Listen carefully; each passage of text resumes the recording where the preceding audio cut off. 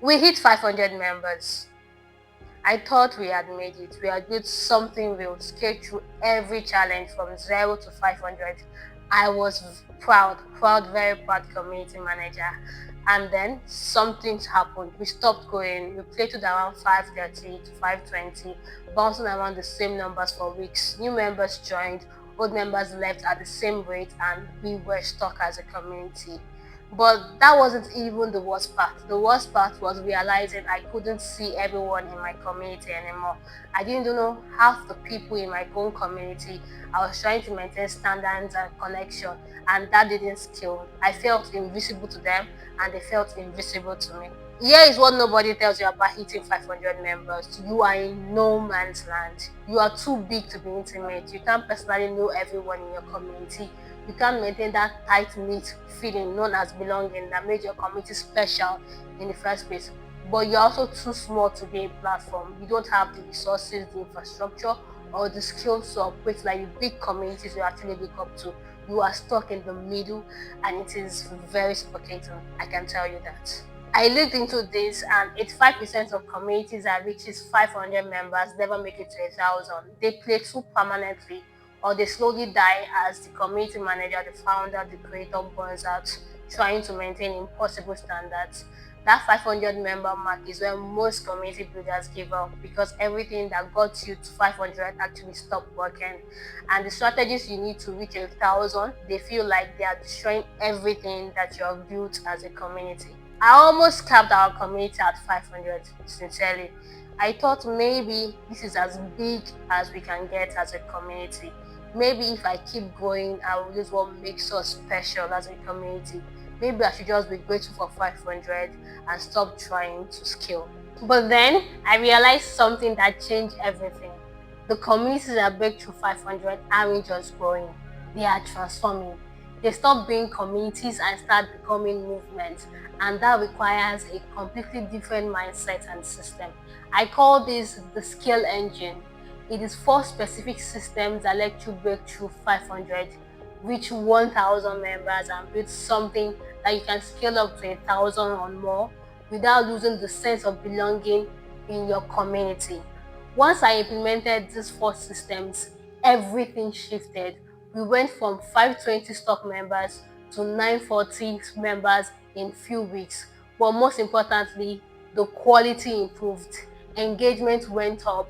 Our most active members felt more alive and felt more connected, not less. We didn't lose our culture, rather we amplified it. In this video, I'm breaking down the four systems that take you from 500 to 1,000, how to build a leadership layer so that you're not the bottleneck of your community, how to multiply content creation so you're not the only one or the only source of value in your community, how to strategically fragment your community so that 1,000 feels like 100, and why monetization isn't optional anymore, and how to do it without killing the community culture or vibes. This is the final piece, and after this, you have the complete roadmap from 0 to 1,000 members. Before we dive deep into systems, we need to understand the fundamental shift that happens at 500. From 0 to 500, you are building a community. The founder, the CM, the creator is the center of the community. Culture is personal and intimate. Everyone knows or can know everyone. Value comes from connection, and success is measured by engagement and belonging. Now, from 500 to 1,000 members, you are building a movement. Now, the founder, the CM, the creator is a visionary, not the center of the community. Culture is encoded in systems and leaders. People connect through shared mission, not just personal relationships. And value comes from impact and transformation. And success is measured by momentum and the legacy of the community. Now, here's the shift that most people resist. At 500, you can't be everyone's friends. You can't personally welcome everyone in your community, anyone. You can't be in every conversation. You can't maintain the intimacy of 50 people with 500 people. And that is okay, very okay. Because what you are building is no longer about and is now bigger than personal connection. You are building something that will outlast you as an individual, as a creator, as a founder, or anything. And that will impact thousands of people that will become a movement in your industry. Now, the question isn't how do I maintain intimacy at 1,000 basically. The question is how do I create a system where 1,000 people feel connected to something bigger than themselves. And that is what the scale engine does. Let me show you. System 1, build the leadership layer. At 500, you are the bottleneck. You can't personally lead, moderate, guide, and inspire 500 to 1,000 people. If you try it, you're going to burn out, or you're going to plateau at a certain number. So you need to be the layer of leaders between you and the community. This is just about having moderators or cultural guidance. You have those in your 100 and your 200 level. This is a middle management people who can lead independently, make decisions, and build their own following within your community. Now you can ask, what is the leadership layer? The leadership layer is a structured hierarchy of leaders who own specific aspects or areas of the community and operate in it with real authority. Think of it like this: you, the community manager, or would I say the head of community, or whatever it is that you are. You could be a founder, you could be a creator, you could be the head of the community. Also, you have, and then you set the vision, you define culture, and you make the final decisions. Then we have the leadership team, which is consists of 3 to 8 people, one major area, one leads independently and represent the founder. Then we have the core contributor, which is 20 to 50 people. They create content, they host events, and they welcome members. Then we have the active members, which is 100 to 200 people. They participate regularly. And then we have the casual members, which is the rest. They log and they occasionally engage in the community, basically. Now you can ask me, Joy, how do I build my leadership layer? Step 1, identify your leadership team. Look for people who have been active in your community for 3 months, 4 months, 6 months plus, or 1 year, and they are very consistent. Another thing they already naturally lead, that is, other people look for them for guidance or inspiration, and they deeply understand and embody the culture of your community. They also have specified or specialized expertise that you as a person lack, and they can handle conflicts and they make better judgment calls, and they are trusted by other members. You need 3 to 8 leaders, each owning a domain. So you have a domain that is community operations, which is the system, the onboarding, and the structure of the community. You have content and education, which is the programming, the workshops, and the resources in the community. And then you have one that is leading the culture and engagement, which is the rituals, the celebrations, and the vibe of the community. And then you have the growth and the acquisition leader, which is bringing in new members. And then you have the partnership and external, which is representing community outside. Step 2, formally appoint them with real authority. Don't just give them a title, give them power. Now you can be, hey Daniel, I want to officially invite you to join our leadership team. You would own so and so domain. That means you have full authority to make decisions in that area without checking on me first. I trust your judgment, and you also get access to our private leadership channel where we coordinate strategy. This is real leadership law, and you'll be representing the community and help shape its future. Are you interested? Also, you could also employ them, which is just basically what all companies do. Do you get? But if you're a creator and you can just choose from someone within your community that you trust had previous qualities I mentioned earlier. Now, step 3, create a private leadership channel where leaders make strategic decisions together, discuss challenges before they become public, and coordinate major initiatives and support each other. Let me not lie to you, leadership can be very lonely, so need them supporting each other.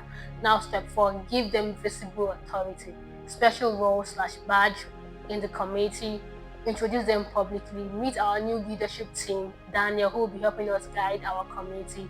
Let them make announcements and also decisions publicly and back their decisions, even if you have a different opinion about it specifically. Step 5, meet with them regularly, weekly or bi-weekly leadership sync. What's working and what is not, upcoming initiative, member issues or concerns, strategic direction.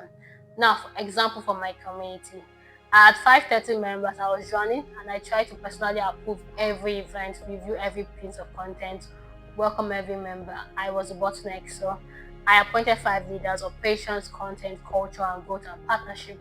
I gave them real authority. They could launch initiative without me asking. And within a month, we had more events, better content, and faster response to member questions. And I could finally focus on the vision and strategy instead of day-to-day operations.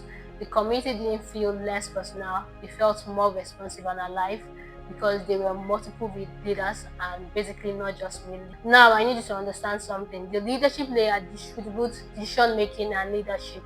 You are no longer the bottleneck. The community can move faster, respond quicker, and scale beyond your personal capacity. System 2, content multiplication.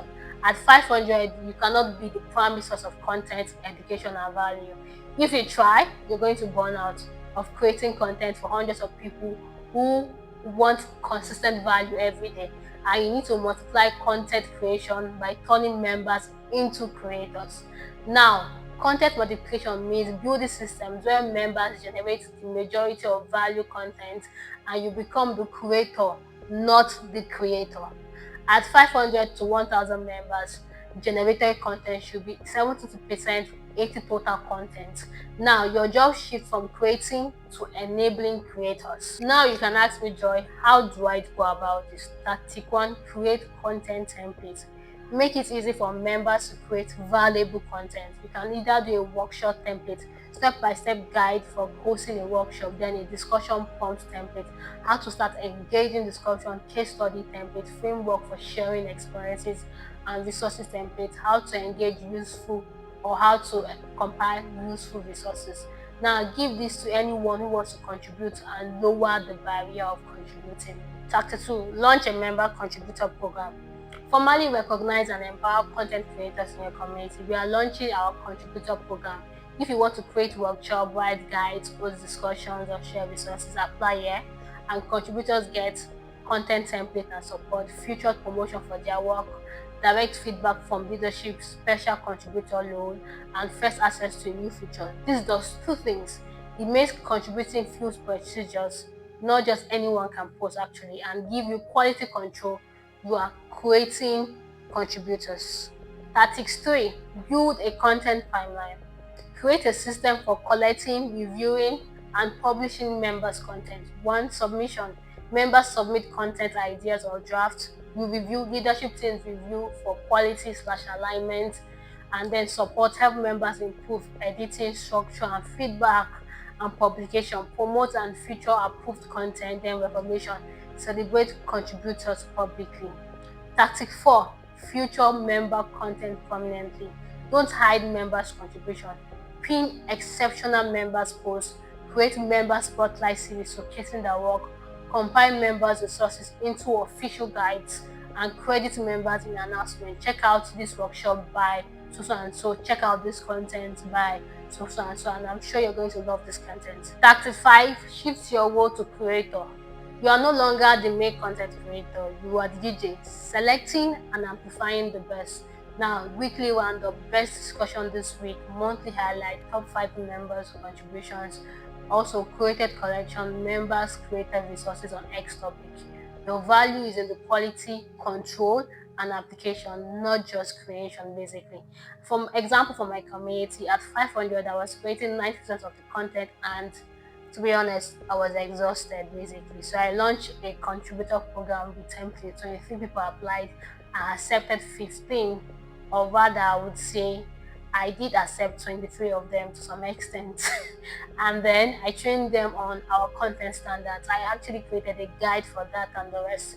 And within 2 months, members were creating 60% of our content, workshops, guides, discussion, case studies, and it was good, often better than what I would have created because they had diverse expertise. I shifted from creator burning out to creator amplifying great work. The community got more value with less work from me. Now, content multiplication frees you from being the sole provider. Members become co-creators with you, community produce more diverse, higher quality content, and contributors become deeply invested stakeholders in your community. System 3, strategic fragmentation. At 500 members, you face a paradox. People want both the large community, that is access to a lot of people, and small community feeling, intimate connection. You can't give them both in one space, so you fragment intentionally. This is different from preventing fragmentation at 200 to 500 level. Now, you deliberately create sub-communities within your main communities, but in a way that maintains connection to the core of your community. Strategic fragmentation means creating official subgroups with specific focuses so that 1,000 members feels like 10 communities of 100 all connected to a central hub. Now think hub and spoke model. The hub, the main community space, culture, announcements, and the major events. Then the spoke, which is the specialized subgroup focusing on topics, goals, locations, and experience levels basically. Now you might ask, Joy, how do I do this? Step one, identify natural segments. Look at your 500 plus members and find hustlers by topic slash interest, designers, writers, developers, marketers. By goals, just starting, scaling, establishment. By format preference, I think prevent live conference, text only members. By geography, if relevant, North America, Europe, Asia specific, if you want them to meet or gather as smaller subgroups within the community. Step 2, create official subgroups. Don't let this form randomly. Design them with intentions in your community. We are launching official subgroups to help you connect with specific tribes. Could be creative professionals, business owners, early stage builders, international members, that is non-US region time zone. Each subgroup gets a dedicated channel of space, subgroup leader for your leadership team or core contributors, and regularly programming specified to that group, and then connection to the main hub. Step 3, the hub and spoke structure. The hub, everyone participates, weekly or community rituals, monthly state of the union, major announcements, culture defining event. The spoke, choose your subgroup, topic specific discussion, specialized workshop, peer accountability, and niche networking.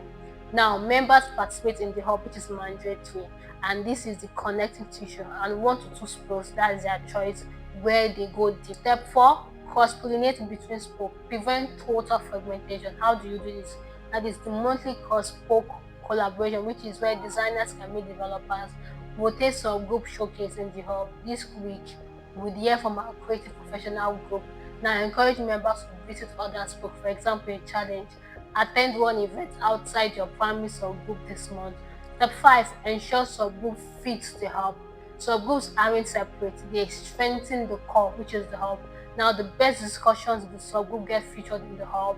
Subgroup leaders report wins in the main community, and major insights from spokes become the content or the hub content. At 50 members, we were fragmented chaotically, basically. People only talked in their niche channels, the main community felt dead, which is sometimes could actually happen. Now, I created 4 official subgroup: beginners, intermediate, advanced, and specialized topic. Each had a leader and regular programming, but I made the hub non-negotiable. Everyone had to participate in weekly or community rituals. Now, the result, people got the intimacy of 150% subgroups and the energy of 6 people main community. Now, engagement in both increased. New members could find their people immediately without getting lost in the 650 strangers. Now, strategic fragmentation makes 1,000 feels like 100. Members get intimate connection in their subgroups while staying connected to the broader movement. Now, you prevent chaos while also enabling specialization. System 4, the revenue requirement. Here's the truth nobody wants to say. At 500 to 1,000 members, free doesn't work anymore. You need better tools. Enterprise platform cost money. Slack, Circle, and the rest, they cost a lot of money when you reach 1,000 to 2,000 members. Now, more people, you can't do it all alone, which means you need to employ people. Now, real infrastructure, systems, automations, and support. Your time, you can't do this for free anymore, even while you're a creator or while you're working full-time elsewhere or while you're being a CM or whatever. So if you try to keep it free, one of 2 things happen. 1, you burn out trying to maintain quality with no resources, and 2, quality degrades because you can't afford what is needed. Now, monetization isn't optional at the scale, it is for survival. Now you can ask, what is revenue requirement? Now, the revenue requirement means implementing a sustainable monetization model that funds the resources you need without killing the culture that got you to 1,000 or to 500 members. Now, this is about getting rich off your community. It's about sustainability. Now, you can ask, how do I do this? Step 1, decide your model. Common models that work at 500 to 1,000 include model A, freemium, which is free plus premium tier. Now you have the core community is free, then the premium pack, which is paid, which is a $10 to $50 per month, and then premium includes advanced workshop, one-on-one access, exclusive resources, and priority support. Model B, which is the membership fee, which is paid only communities. Everyone pays within $20 to $100 per month. Higher quality bar for entry, more resources for everyone, stronger commitment from models. Model C, which is value exchange, free plus optional purchases, which is community is free. Members can buy courses, templates, resources, and events, and revenue from products, not membership. Model D, sponsorship or partnership model. Now, community stays free and the revenue is from aligned sponsors. Be careful, this can free growth if done wrongly. Now, step 2, position it as value add-on, not paywall. Don't frame it as we are changing now because we need money. Frame it as we are introducing premium tiers so we can serve you better with more resources, better tools, and higher quality programming. Step 3, grandfather existing members. Give loyal members special treatment. If you have been here for 3 months, 3 years, 2 years, you are grandfathered into premium for free or heavily discounted as a thank you for building with us from the start. This prevents backlash from early supporters. Step 4, be transparent about what revenue enables. Show them exactly how you will use it. Here is what premium revenue will fund: hiring more moderators to respond faster, better platform with more features. Probably you are moving to a new platform, weekly expert workshop, professional resources and templates. My full focus on making this credible. Now, step 5, maintain free value. Don't make everything paid. Keep the core value free. Free chairs still get main discussion, weekly rituals, access to members, basic resources, while premium tier adds advanced content, exclusive access, priority support, and special events. The free tier should still be valuable. Premium just enhances it. Here is an example from my community. At 580 members, I was spending 30, 40, 50 hours a week running the community while working multiple roles. I was burning out. The platform we were on was limiting us, and I couldn't afford better tools or help. And then I had to speak with the founder of the community at that time, and we introduced a premium model, which is $29 per month. We included weekly live workshops with experts, priority access for me or for the founder to answer questions, advanced resources and templates, ad-free distraction, free experiences, and support the community goal. I grandfathered in our 150 earliest members for free. 42 people upgraded immediately within 3 months. 120 people were paying, and that is 3,480 per month. And it let me, one, allowed my founder, or rather my boss at that time, to increase my salary and asked me to give them more hours in the community. And also we hired another part-time community manager, upgraded to a better platform, bringing guest experts, and created better resources. The quality skyrocketed. Even free members benefited, and premium members felt like they were investing in something sustainable. Now, here's the hard truth about monetization. Some people will live where you monetize, and that is okay, and that is fine. The people who stay are the ones who sees the value and wants to invest in the community future. Those are the members you want. Free communities attract consumers, and paid communities attract investors. You want investors, people who are committed to the community success, not just extracting value. And that, here's the reality: if you don't monetize, you can't scale. That's just how it is. If you don't monetize, you can't scale. You will plateau, burnout, or quit. Now, monetization is what lets you break through 500 and build to 1,500, 5,000, 10,000 members.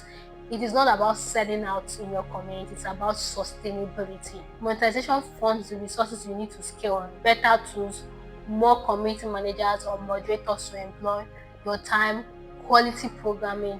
It filters for committed members basically, and it makes growth sustainable instead of draining. So that is the scale engine. Your engine from breaking through 500 and reaching 1,000 members. Number one, the leadership layer. Build middle management so you are not the bottleneck. Number two, content multiplication. Turn members into creators and become the curator. Number three, strategic fragmentation, which is make 1,000 members feel like 100 through hub and spoke model. And number 5, the revenue requirements. Monetize the fund, the resources you need to scale. Now your goal is to transform your community to movement. You are no longer the center holding everything together. Basically, you are the visionary setting direction, while your leaders execute, members create content, and your subgroup thrives in that community, and revenue sustains the growth. And this is how you break through the 500 wall. Now let's look at the complete journey we've covered. We've gone from 0 to 5 members. That is, you validated the idea, you prove people want this. 5 to 100 members, you build social proof, you made growth look inevitable. Now from 100 to 200 members, you systemize, you made yourself less essential. From 200 to 500 members, you preserve culture, you protected the belonging of your community while growing. And from 500 to 1,000 members, you built a movement. You created something that can scale beyond you. And that is it. That is how you are going to get to 2,000, 3,000, 4,000 to 5,000 members. Now, this is the complete roadmap from idea to movement, from 0 to 1,000 members. And if you have followed this entire series, if you have implemented the system, you are no longer just building a community anymore. You are building something that will outlast you, that will outlast the founder to some extent, something that will impact thousands of people, something that will become a movement in your space, in your industry. And trust me, you want to do it very well. Here's what I want from you. Drop a comment with where you are in the journey. Are you at 0, 500, 500 members too? What is your biggest challenge right now? I want to know where everyone is, and I'll reply with specific advice for your stage. And if you have watched this entire series, all 5 episodes from 0 to 1,000, you now have the complete blueprint. You have everything you need to build a thriving community from 0. Now hit subscribe, because I'm covering advanced topic in my next videos. Here's what I know after building from 0 to 3,000 within 19 days, from 0 to almost 45,000 members. Building a community is hard, scaling it is harder, but building a movement that actually matters, that is the hardest and the most rewarding thing you would ever do. Now, most people give up at 500. They hit the wall. They think this is as far as I can go as a community builder. But you are not most people. You have watched this entire series. You've understood the systems. You know what each stage requires. You are going to break through. I'm not lying to you. If you use and implement these systems that I'm giving here. So don't just build a community. Build a movement. Build something that changes your industry. Build something that matters. You have the roadmap. Now go execute. Hi guys, so this is actually video editing, which means the 90 days challenge is officially complete. And when I started this challenge, the goal wasn't to prove consistency to some extent. Basically, it wasn't to post for the sake of posting either. The goal was to build a foundation for community managers and people who are only the community managers in their company or in the brand that they are in, basically. And it was to build a body of work that actually teaches a roadmap we can actually return to, and something that holds up even when the trend changes, basically. Up until now, the channel has been about systems, how community starts, how they grow, how to revive a dead community, how they break, how they scale. Now what comes next is about pattern application and pattern recognition. Now I'm moving from explaining how community work to showing how the best ones are designed. Now I need you to work with me. Here is what the next phase will look like. First, breaking down proven models. I'll be studying how some of the most effective creators or businesses or companies in the world turn audiences into communities, not just vibes or hype, but repeatable framework. What they do on purpose, why most people miss, and what actually scales in their community. No more posting just to stay visible, or no more posting to do another 90 days challenge. Every video will earn its place. Now, most community advice stays at the surface. I'm not going to lie to you. They sound good until real people, power, money, and skill actually gets involved. And I am not interested in that. I want this channel to be where you can come for when you have your community feels fragile, your goal breaks what used to work, or you are trying to build something serious, not just trendy. If you watch one video in this series, you already understand more than most people starting a community, or even more than a beginner CM to some extent. And if you watch all 16, you're not a beginner anymore, my dear. So here's my ask: stay. Not for more content, but for deeper work. Subscribe if you are building long term. Comment if you're actually executing. And tell me what you're building, because what comes next is shaped by people doing the work like me and not just watching it basically. The 90 days were the groundwork. Now we are moving from craft to more craft. So what will I call? Probably I'm crafting right now and I'm showing you how it is. I'm hoping I'll be able to show you how it is basically, because I'm doing a lot of work recently. And so thank you so much for watching, and I will see you in the next one. So Merry Christmas and a Happy New Year, and I'm sure I will see you next year. Bye guys.